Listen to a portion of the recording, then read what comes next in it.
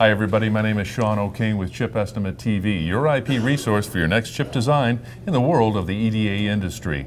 My guest today is Jim Hogan, investor with Vista Ventures. Thank you very much for being here.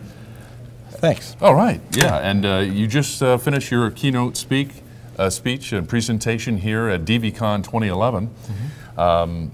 Your presentation being Navigating the SOC Era. Can you tell us a little bit about SOC versus the ASIC? Yeah, I think SOC is a term that's been around since the early 90s, as far as I remember, right? But you know, my memory's a little challenged given my advanced age. But with that said, though, you know, I think when we talked about SOCs a decade ago, we talked about a single processor with some peripherals running a specific software application. So the application had to conform to the processor plus the peripherals. Nowadays, it's all upside down.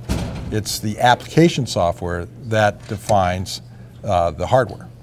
Okay, so the SOC error is around that difference in a perspective.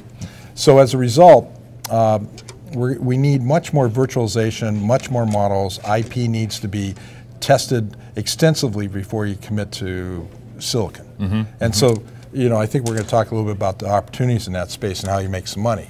But, well, which is right up your alley. What would be the tools for doing that transition? Well, you know, when I first started working on this, my opinion was the place to start was behavioral synthesis. There have been many tries, and in fact, they used to define the market and called it ESL. And ESL was essentially a word, or another word for behavioral synthesis, right? So, but what I wanted to find was an opportunity where we could use behavioral synthesis to come from a system level description coming out of MathWorks, for example, and be able to synthesize down to RTL level and then commit to either FPGA or an ASIC fabric.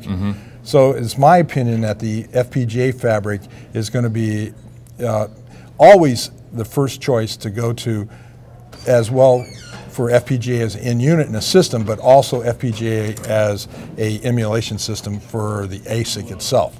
So the market, at least my investment started with a behavioral synthesis company called AutoESL, which got sold recently to Xilinx. Right. So what about small companies? How can they succeed in this SOC era? Yeah, I think, you know, in the presentation I tried to divide it up into three categories. There's IP itself, there's IP verification, and then the implementation tools. So the place that we'll see a lot of people start, I think, is on the IP side, the IP creation at behavior level with RTL implementations to try to get it into a foundry that will judge that to be IP quality relevant with things from, you know, Cadence and other Synopsys, and for that matter, little companies like Atrenta as well. Not so little companies like Atrenta. Right. And that's basically what ChipEstimate.com does. Yeah. Being a Cadence company, we have this chip planning portal, which is just perfect because we work with over 200 IP suppliers and the foundries to help these companies, these designers worldwide, to become more successful and profitable by searching the most up-to-date silicon-proven IP available on ChipEstimate.com, as well as, you know, exploring some of these, all these other IP suppliers. So it just fits the model. Yeah, I think it's a matter of detail, right? So Chip Estimate, my belief, does a great job of, you know, let's call it the yellow pages, and then the yellow pages made with Google Maps, right? And so what I want to do, I think the market's going to require real detail, right? As to exactly what stimulus is required, what verification suite is required, for example, on and on and on. So there's going to be tools for SOC assembly, not implementation of silicon, but SOC assembly. So what's really a question, just like there was in the custom realm, the ASIC realm, who is going to be that cockpit for SOC realization, right? Right. And then correspondingly the software that runs on it.